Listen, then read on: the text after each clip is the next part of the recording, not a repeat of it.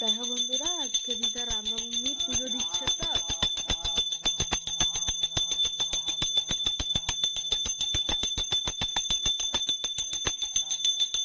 দেখো যে আমার দাদু পুজো দিচ্ছে এখানে।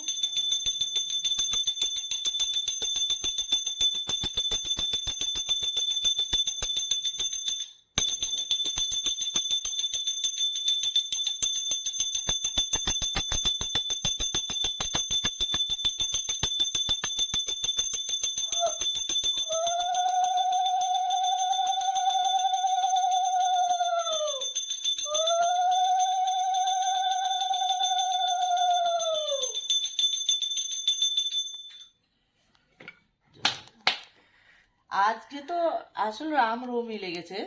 তো কালকে তো বৃহস্পতিবার ছিল, কালকে রাত্রে। আর বন্ধুদেরকে আমি কালকেই বলে ফেলেছি, বন্ধুরা আজকে রামনবমী। রামনবমী রাখছিল রাত্রেবেলা।